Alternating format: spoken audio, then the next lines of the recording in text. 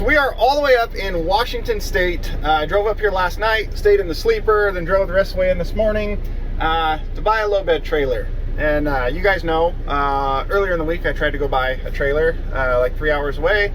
It was not at all what the guy said it was. Had to walk away from it because it was absolute garbage. But I had Riley with me, so we went to the Evergreen Museum, saw some cool stuff, made a great day out of it.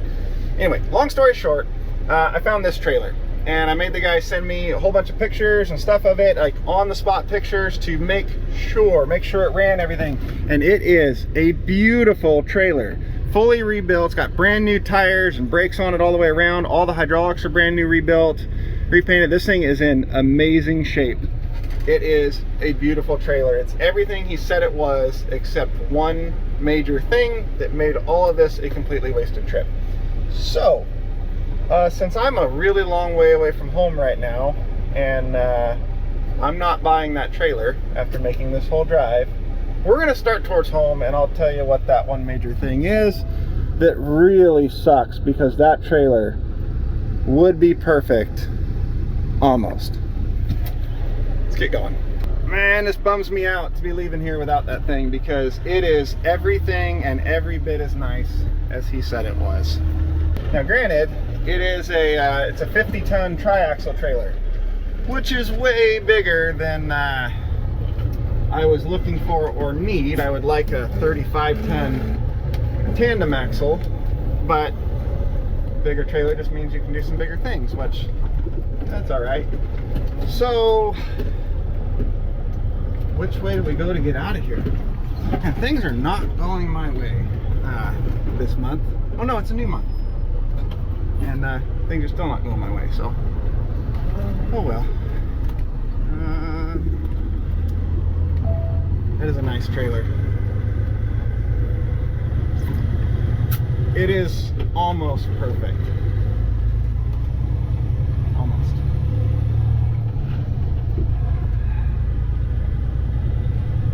Let's drive some before I talk about this, because I don't want to get mad. So we've done a bunch of driving, and we're back down into Oregon now. We're here at the mountain identifier. Normally, if you stand on that spot right there, well, I'll go show you. If you stand on this spot right here, these arrows tell you what mountain you're looking at and its elevation. So right here is Mount Hood, elevation 11,248 feet, but you can't see it. There's Mount St. Helens, Mount Adams, Mount Rainier, Mount Jefferson, Three Finger Jack, Mount Washington, the Three Sisters, and Broken Top. But today, par for the course. We can't see any of them. Okay, back to like what you want to know. If that trailer was so great, why did I drive away without it after driving to a whole other state to go up and get it? Well, like I said, that trailer was everything he said it was and more, including length. And that's an issue, because what I need to do with that trailer has limits on length. So not yesterday, the day before, I was on the phone with him and had him measure the trailer while I was on the phone with him, and he came up with 48 feet. 48 feet is a very standard number for a trailer, so perfect. It's a 48-foot trailer. That is to the limit what will work for what I need to do with this truck that's already super long and, you know, causes limitations on length. So that was gonna work out all just fine. It's windy, so I'm coming back inside. But yeah, that was gonna work out just fine. And then I got there and I'm looking at it and I'm like, this thing is nice. Like, this is a very nice trailer, 100% worth the money. More money than I wanted to spend, granted. Quite a bit more money than I wanted to spend, but it was also a 50-ton trailer instead of the 35-ton, which is more trailer than I wanted. But the trailer is 100% worth the money for what it is, unless you're trying to do what I need to do with it and go where I need to go down in Northern California, where kingpin rear axle limit comes into play and length limits and all that, and then it's no good. So yes, the trailer is absolutely worth the money. It's in way better shape than I thought, but it would not allow me to go where I need to go, which means it's worthless to me. I put my long tape on it, and it's a 50-foot trailer, not a 48, and that extra 2 feet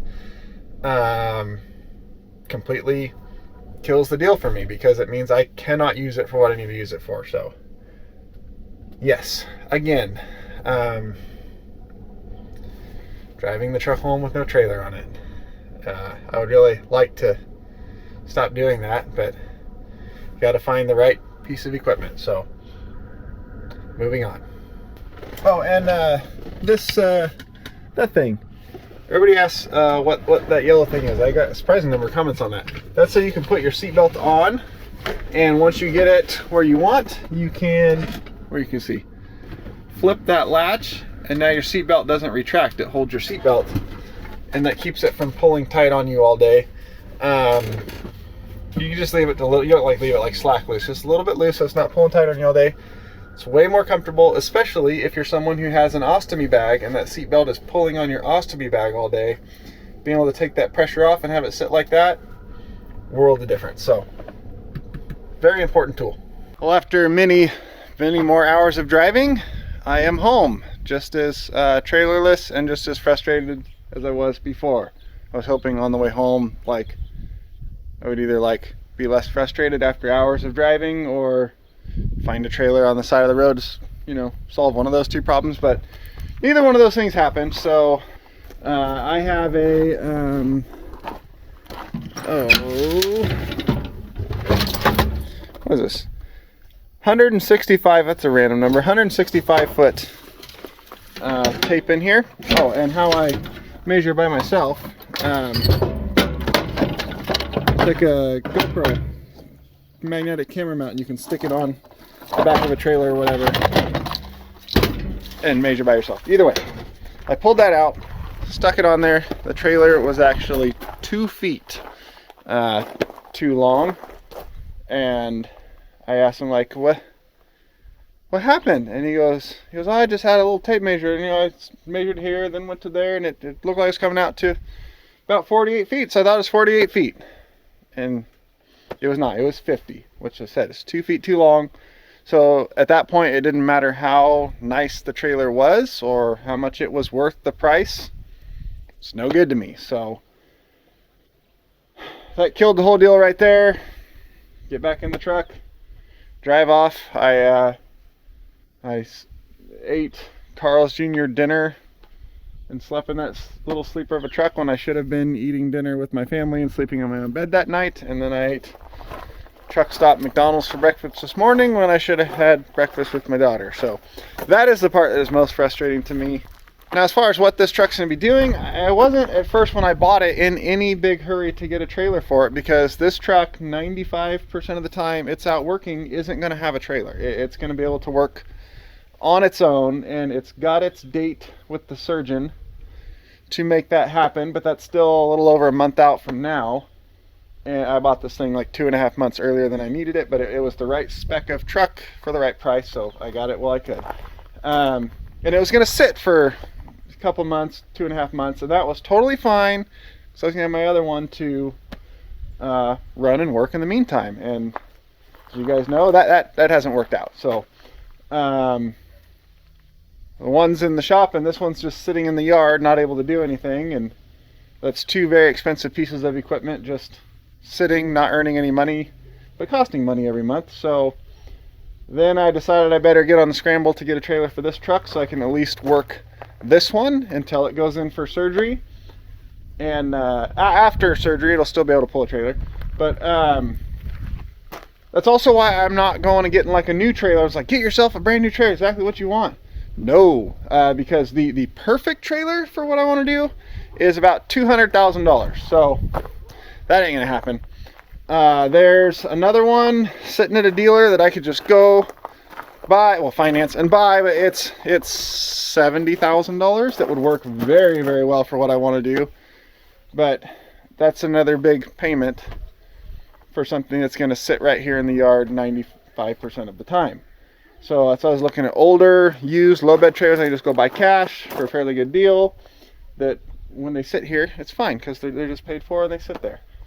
That's why I've been kind of trying to make that happen, so like I can go to work.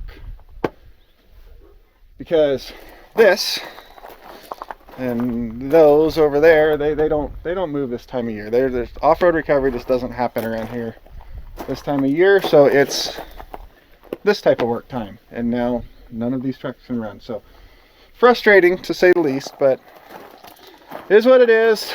I think after the last long trip for no reason and now this long trip for no reason, I'm gonna say screw it and just take some time off until that one goes in for surgery, or my other one maybe someday will come back.